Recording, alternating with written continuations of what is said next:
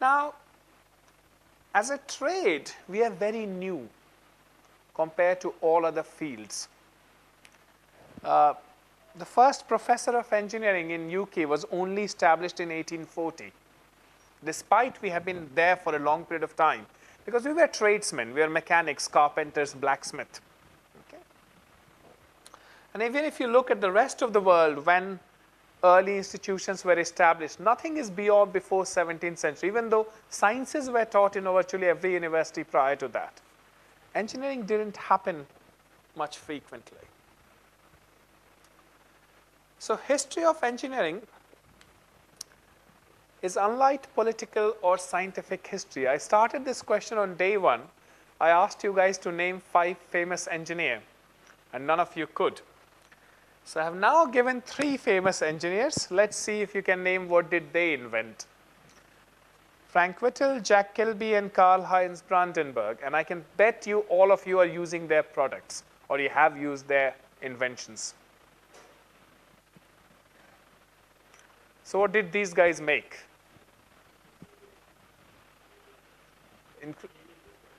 Steam engine. Nah, we are not going that old. That would be James Watt and Kelvin and those 3. Shoes. Did it say? Nope.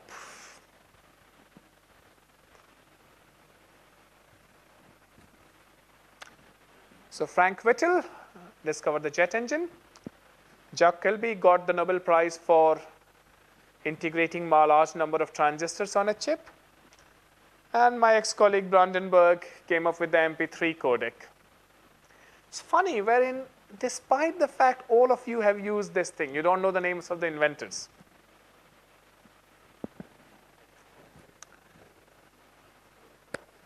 Okay, so let's do a bit of history of engineering or history of humanity. And let's look at what has happened to computation and communication specifically. Because what we're now looking at is what's the next stage of computation and communication. Okay? So let's cover the whole world's history very quickly. If we start with Industry 0.0 or World 0.0, that aspect of human civilization is as old as humanity itself. And there are few common trends I will be taking in the entire pattern. What were the tools we were making? Our tools were simple. They were hunting and farming tools, right? And virtually everyone was an engineer. Everyone is a household engineer. What's the force we have? What's the source of energy we have? Our own hands. We haven't come up with electrical energy or steam energy. That's the only force we have. Where do we live as a society? We live in villages or in caves. But there's something very interesting about this society. It's gender neutral. Men and women are fairly equal because, well, we both have to work in the field or hunt. So the gender ratios, the gender separation hasn't happened yet.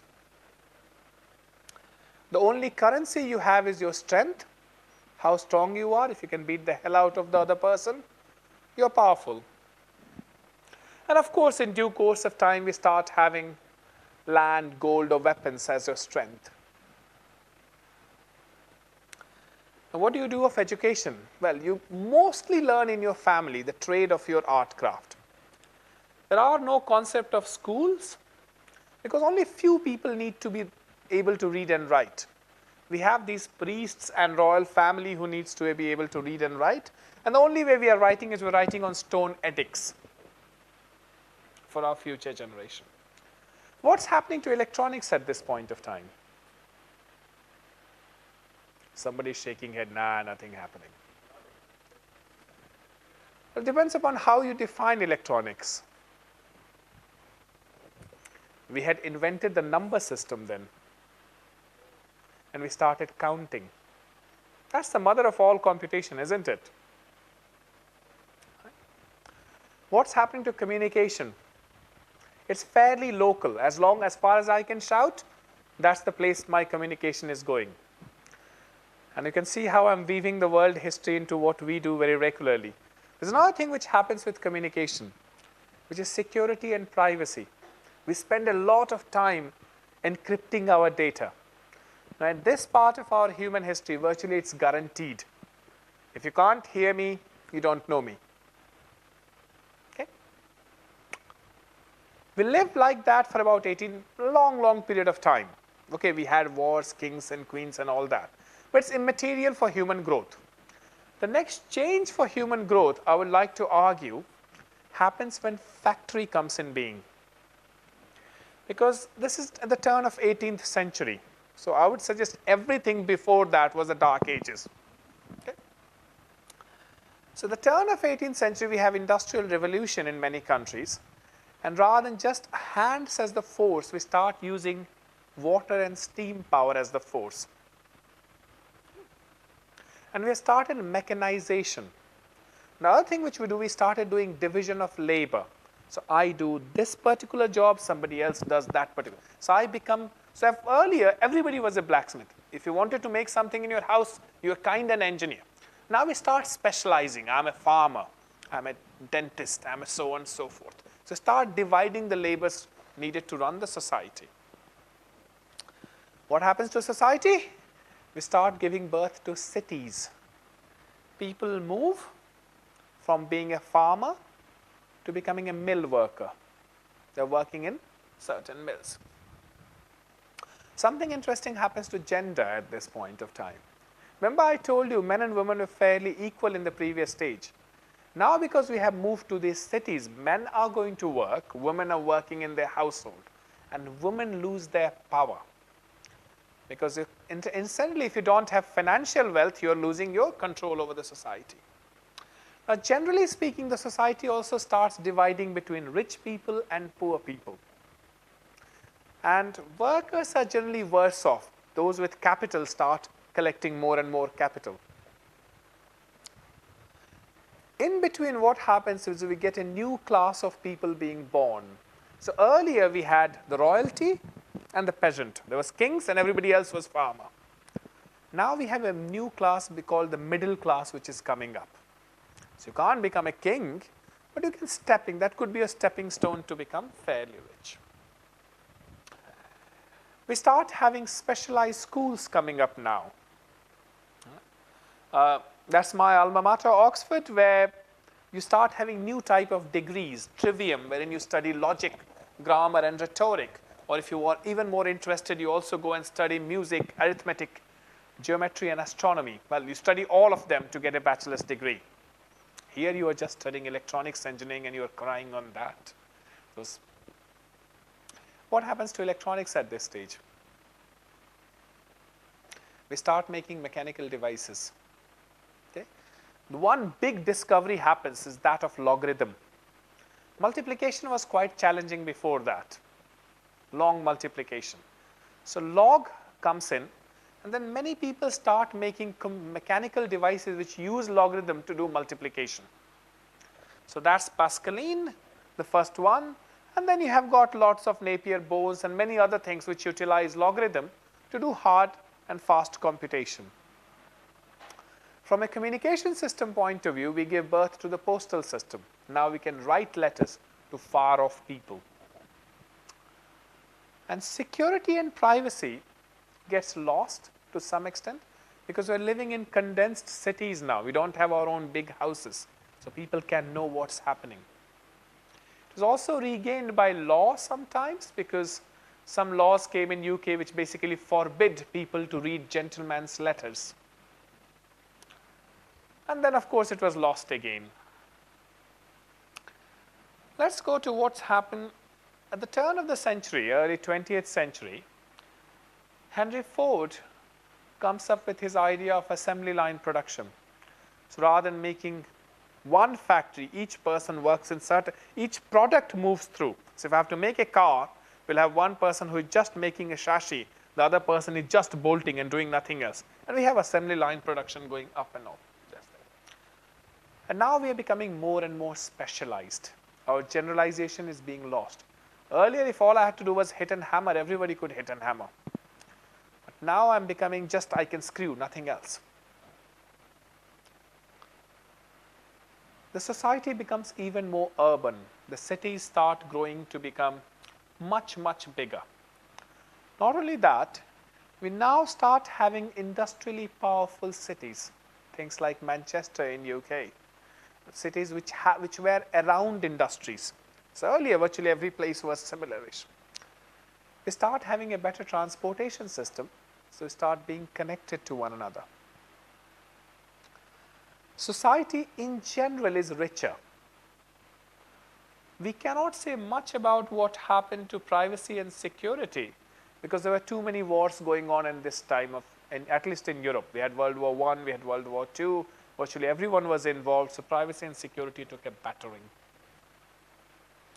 Something happens in the education sector. There is a time when we start making universal education. Everyone should read. Everyone should go to schools. And we also come up with the concept of Humboldtian University. Your institute is an example of Humboldtian University. The idea that university professors should not only just teach, but they should do research in their field starts coming into the place. And we get more and more specialized schools coming up in this thing. Gender-wise, women start working again, but they actually start working at the lower tier of economy as typists or as school teachers. They're not becoming board members or senior engineers because again, we expect something from our female folks. Electronics-wise, we do something really brilliant. We come up with vacuum tubes and vacuum triodes, and we can start making computational machines. The first large computing machines come in picture, things like ENIAC or ETIAC. Okay? Now we will do two big changes of society which happened last century. So mid-20th century, we come up with the personal computer and we start digitizing everything. And that's the first fear people have of computers. Computers are going to take over. All the jobs will be lost because computers will do everything.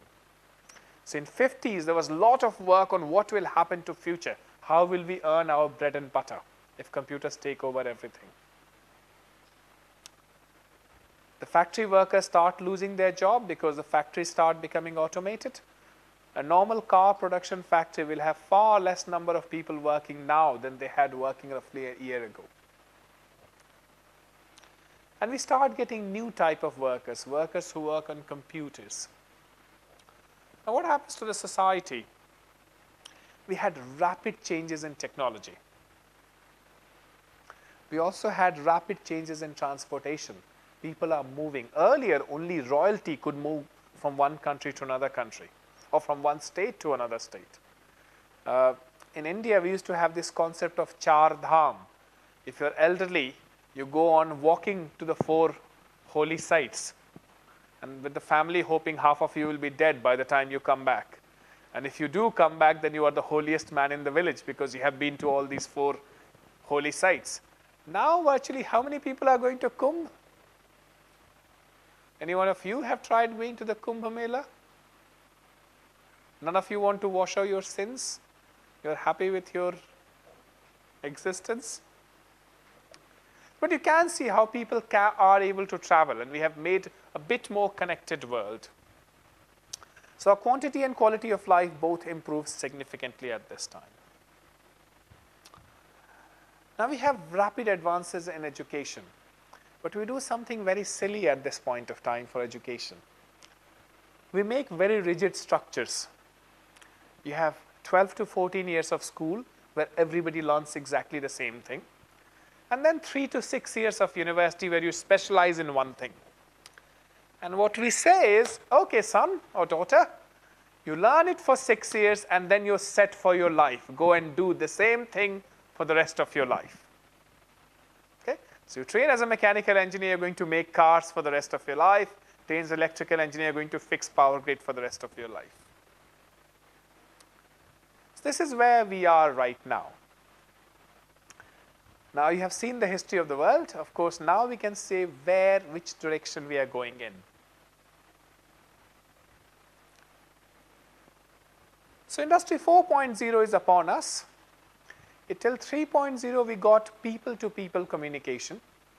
We had SIM cards, mobile phones, computer nets, and so on and so forth. Now we are having machine-to-machine communication, machine-to-human communication. There's quite a lot of work going on. So we have got a lot of connected systems. We have a lot of connected people. We are getting connected to people whom we will never meet in our life, courtesy social media. And in parallel, we have artificial intelligence resurgence, which is then asking the question, are there going to be new jobs? What will happen to society? Is our current model wherein you study for 3 years in university or 6 years in university and be set for your life? That's already changing, right? I mean, I started my first year of engineering here. I had to learn a computer language called Pascal. In second year, the computer science department said, oh, hold a second, nobody is using Pascal. So they got C. And by third year, it was already C++. And by the time we were giving job interviews, people were talking about Java. And now all the 3 languages which I talked to you about are already dead. So what language people are looking for most these days? Oh gosh, that's not even a proper programming language, but fine. Python or AI-related stuff. Okay? Which means what?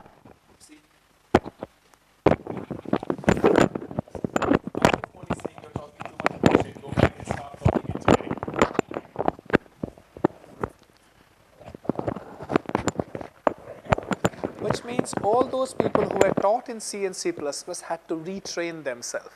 Which then raises the question, is this model correct of education in the first part of your life and then work for the rest of your life? We need to revisit this model.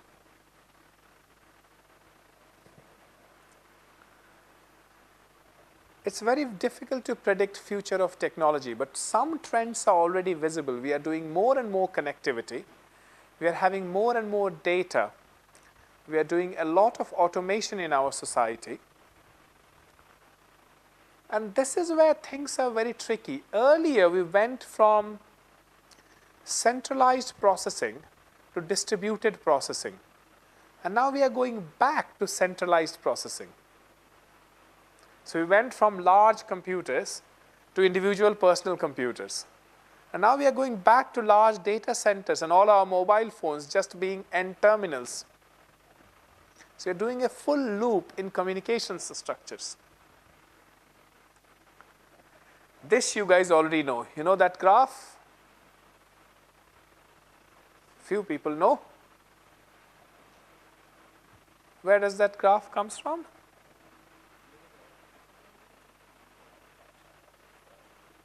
Yes, no? That's from Gordon Moore's original paper, which he talks about Moore's, well, he makes his prediction that the number of transistors will double every 18 months. And he thought it will run till about 1975. You know, more and more transistors on a chip, the Moore's law, what we call. And that has been running fairly okay even till now. We are still putting more and more transistors on a chip.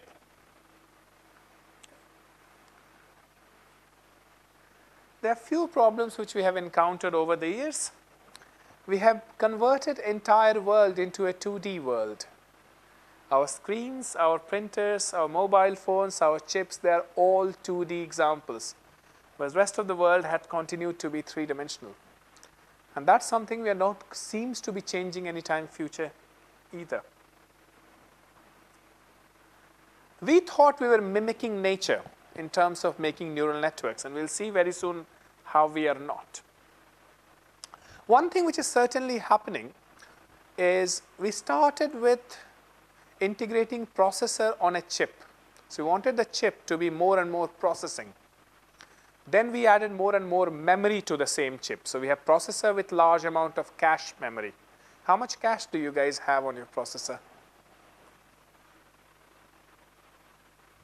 You all have a processor with you, right? So have you looked at how much cache do you? Why don't you do a Google search now and tell me how much cache memory is there? Sorry? Well, I'm sure you have 2 different type of cache, a level 1 cache and level 2 cache on your processor. So we have been integrating memory. So the next thing to integrate would be sensory operations. The last 3 days we saw how to integrate optics on the chip. We use the same transistor and diode to make optical cameras. The next stage will be integrating non-optical things on the chip. Things like chemical sensors, things like mechanical, and sources of power. We'll be looking forward to integrating batteries or things like that. What is happening to connectivity? Now, this is an interesting story. In the last century or so, we started with a one-way controlled communication. We had the television, Doordarshan. The government controlled what you need to see. So it was one way. So everything from one way to the other side. Then we went to one-way free. People started having their own radio station. They started printing their own newspapers. Okay. We started two-way, but one-to-one, telephone. So two-way communication, one-to-one person. We also had two-way, but one-to-many. So one side to many people. So blogs and those kind of things. Now we are having kind of two-way, many-to-many communication. Many people are communicating with many people. One of the thought process we had was when many people will be communicating with many people, the world will become a better place to live. We will appreciate why you do things your way, and you will appreciate the vice versa. For example, I will finally understand why NIT Warangal hostels have 5 different types of water. Rasam, sambar, curry, yogurt, and water, which I still don't understand. And you will finally understand why every dish ever made in Warangal is spicy by my taste buds. And someday they will make things which I can eat other than the curd. But unfortunately, that's not seems to be happening. What has happened is rather than appreciating other people's viewpoint, we all have started listening to our own viewpoints. So we've started coalescing around people who have got similar viewpoints as us. And we are not becoming liberal. Rather, we have got extremism of all kinds which are propping up and down the corner. And the extremism is also having quite far-ending. So earlier, when we had extremism in one part of Europe or one part of the world, it was very localized extremism. Now, extremism can very easily diversify to many other parts of the world. And this is another problem which we have, particularly with sensors. We are producing a huge amount of data. How many sensors do you guys have? Did you guys went back and looked at it?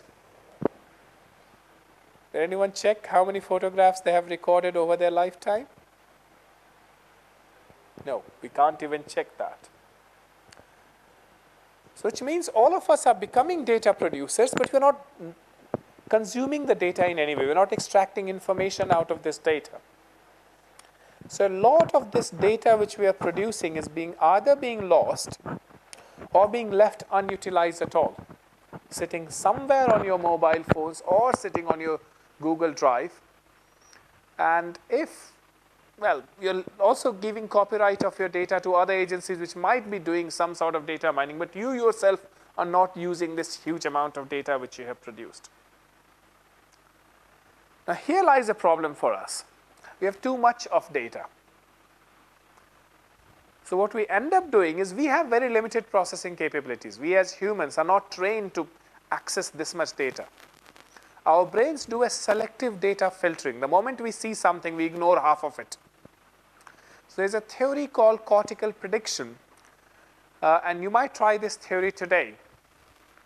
Let me pick somebody. The gentleman in the end. The third gentleman next to you. We'll come back to you as well. Can you tell us, do you live in college institute accommodation? Can you tell us what exactly is there in your room?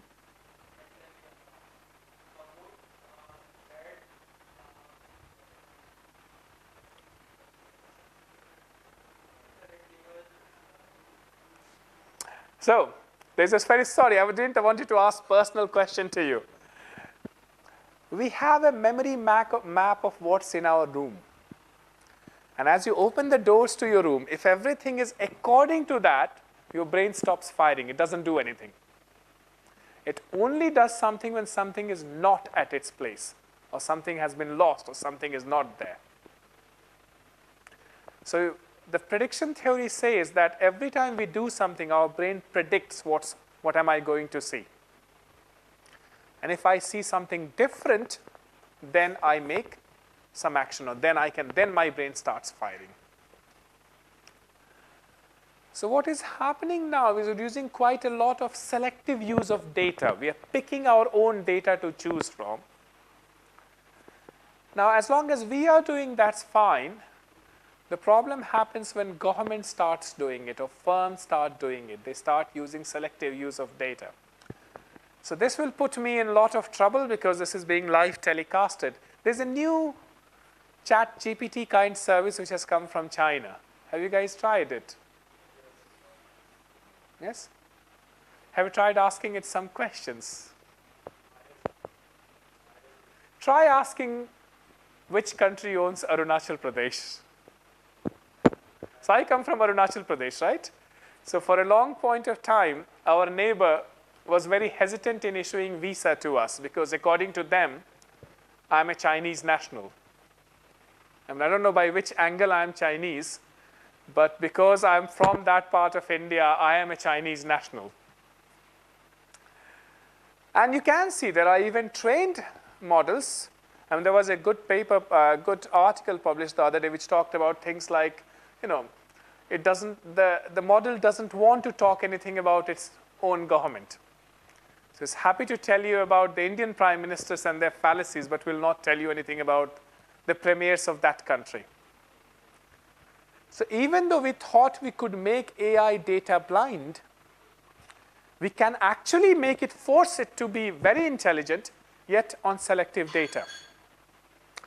The other problem which we have is AI is actually quite bad for most of the training data which has gone into making AI generally comes from Western world, aka men of the Western world, so white men. So AI has been slowly seen to be quite biased against women and biased against people of color.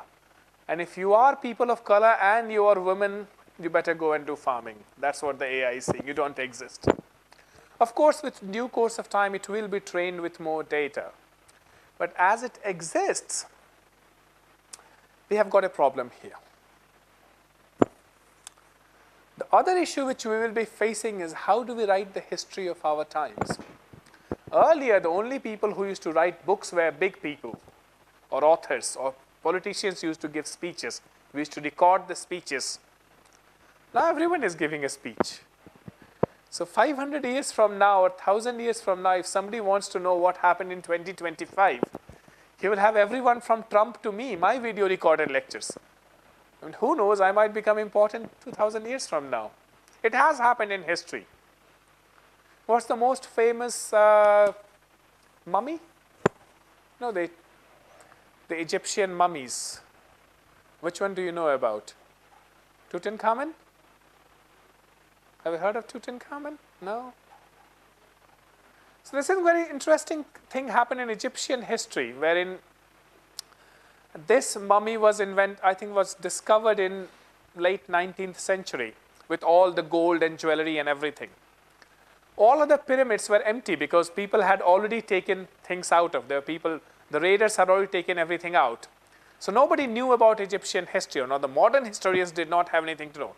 This was the very small non-pyramid burial ground which no one had touched. And this is why this guy, who died within 6 months of being a king and was never written in Egyptian history, all of a sudden becomes the most important Egyptian pharaoh because his mummy is the one which everyone sees and it's shown everywhere else in the world. So it's possible we would have change in history. The other thing which we need to be worried about is security and privacy of our data. Now, all of you guys, those who are students here, I saw the other day when you leave the institution, you leave your fingerprint. And when you come back, you have to do your fingerprint again. So someone is recording has got your daily database of fingerprints for a long period of time. Now, one hopes the institute is nice to you. Is that nice to you? Sorry? It is being live telecasted, so you can be truthful. So one hopes this data does not fall into bad hands. But centralized storage of any data is always problematic. If you have the best locks in the world, most probably you're fine. But what if somebody breaks those locks? No computer scientist can ever claim that my data is completely secure. And our life has become very distributed now. So the questions like, should we start worrying about the own data which we produce? Who owns our data? What happens to us, to our emails after we die? Start becoming interesting questions which none of our forefathers had to think about. Because once you die, except for your house and property, your thought process dies with you. Now our thought process goes on living. All the nasty emails which I have written to my students will continue to be there even after I'm gone, and vice versa. What's happening to the factory? So most factory jobs will be lost. Anything which can be automated will be automated. So when you guys go out of this building, you can say to all civil, mechanical, chemical, metallurgical engineers, start planning for something else. No? Now, see something very interesting happen in the past. We used to have single site factories. So if you have one factory where you have trained your staff workers to make steel, moving the factory was very difficult. Because if you move the factory, for whatever reason, worker strike or worker rights, you have to go back and retrain people there. And this is why workers had quite a lot of right. They knew the owners cannot afford to close or shut down the factory. Now is not the case with our engineering. Right? A lot of factory work moved from US to India because we were cheap. Let's be honest about it. It's not because we had the best engineers in the world. Maybe we had hard-working engineers, but we were cheap. What if somebody is cheaper than us? Tomorrow Congo comes up. Central Africa starts producing engineers. What will happen to all the jobs in Bangalore and Hyderabad? And what's our backup for all these jobs lost? Well, one option, of course, would be we all move to Central Africa. Right? So, same with all the factories. We moved from US to Mexico, India. If from here they move again, we do not have the social security net to cater to that. And this has led to a different problem. So this shift of factories was good for some countries. It was good for India, good for China. It was bad for some countries. Bad for US, bad for Europe, because at the end of the day, their people, their job moved here. Some of it. Of course, we added to it. Earlier in the same money, we could only recruit one factory worker. Now you can have 10 factory workers in India, and hopefully you can increase your productivity. But then this raises question about market. And you can see how people are raising question about market. In 70s, 80s, and 90s, we were thinking global market, the more open you make, the more better we would be. But now you can see what's happening in US. They're putting barriers. So whatever openness we had, it will change our society. Very soon we will start putting barriers to our own openness. So moving between places will be tricky. Heck, for that matter, they might just say, Warangal becomes a country of its own because we have the best, whatever we have the best here. Nobody else should be able to use it. And then this raises the question, people might start questioning technology itself. So as a future, despite that linear growth, we might recede because of this. This is the last question which I'm going to ask you guys. What do you think will happen of cities? Will cities survive? Because right now, why are there cities? We don't have factories in the cities, and Bangalore doesn't have a single. I mean, any factory in Bangalore can be anywhere else in the world. Agreed? Or most of the data job in Hyderabad could be in Kurnool, Kadapa, or any village in Andhra. And slowly that dissemination is happening. People are working from home. So will cities survive? Or will we be all going back to villages? At this time you are saying, sir, enough sociology lecture for one day. Please bring the equations back. We would live with equations. Okay, just few more work and then we'll go back to studying and this thing. The other thing which is happening now is people are living longer. Okay, because we have got better biomedical products, we have better technology to support us. But at the same time, can the society afford for people to live longer? So a number of people in my previous generation, they worked for 30 years or 40 years. They started working at 25, retired at 60. That's 35 years of working. And they're living till about 90. They worked for 30 years, and they're taking pension for 30 years. Who pays for their pension? The current day working people, right? Can we afford the same population to be on pension, not working? Do we raise enough capital? More so, the same part of the society is also costing a lot in terms of healthcare benefits. They have major diseases which cost. I'm not saying we should get rid of all of our old people, don't get me wrong. But we need to think carefully about how do we continue working. The last but least, I think our current model of primary, secondary and university education will very soon collapse. Maybe not in my lifetime, but immediately after that. We will stop this assumption that you learn for a few years and then you go and work for the rest of your life.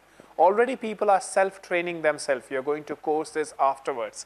I think what should happen now is you do 1 year of university, go back and work, come back after 5 years, do another year of university, go back and work and come back after every 5 years to re-skill yourself. The whole idea of skilling once is not necessarily going to play a role. The other bigger issue which we need to think about is technology is moving at a pace wherein my grandfather could use that kind of phone. Can you guys use that kind of phone? The one which went, have you seen that? We are using these kind of phones and we think we are quite technologically savvy. But as our last generation has shown, something which comes new is very tricky to learn. I'm sure you have family members in your family who come and ask you something is not happening on the phone. And at this age, you might fix all the problem, but very soon you will be in that age when you will not be able to appreciate what's happening. And to show that, let's see if I can see a video.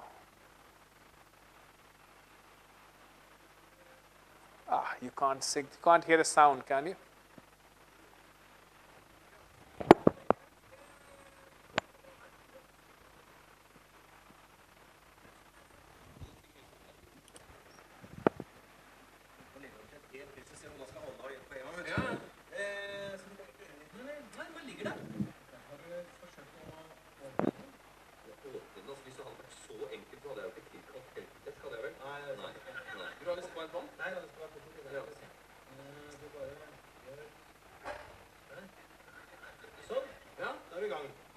Så langt kom jeg også. Okay. Men så stoppet det opp, og så var jeg redd for at noe av teksten skulle forsvinne, så jeg turte å gå videre. Ja, ok. Nei, men du skjønner at inni her, så ligger det kanskje flere hundre sider med lagret tekst. Så kommer vi videre, så tar du tak i et ark på den måten her, og så drar du over på neste side sånn. Da fortsetter teksten her. And maybe I need to run this video for my students anyway. They don't know what books are. Men når jeg skal tilbake da? Ja, da bare blar du tilbake igjen. Ta tak der. Tilbake til den teksten du hadde sagt. Ok, så den slutter der, og så fortsetter den der, ja. Ok, men når jeg skal avslutte for dagen, hva gjør jeg da? Ja, bare slår du sammen permene. Ja? På den måten der. Sånn. Da er lukket her, ligger alt lagret inni der. Altså, jeg risikerer ikke å miste noe av teksten her nå. Nei, alt ligger lagret inni her nå. Ja. I tilfelle setter fyr på hele greia, det er kanskje litt sannsynlig. Ja, ok.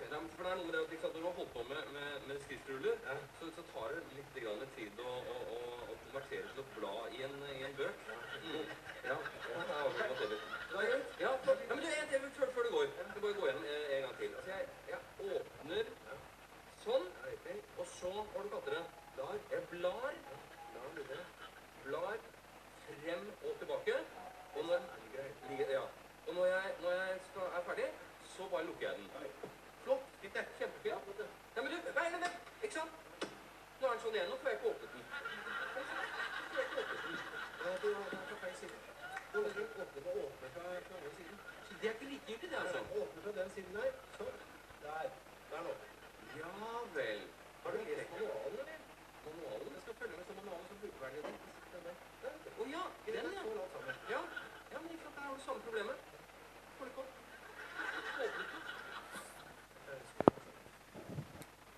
So moral of the story is technology which might look very easy may not be very easy for your end customer. Certainly will not be easy for the upper clients. We'll stop here, take a break for 5 minutes, and then we'll get back to computers and start working on neural networks. Any questions on history of computing? No questions whatsoever. Release us from this jail. Goody. Let's take a 5-minute breather, and then we'll come back.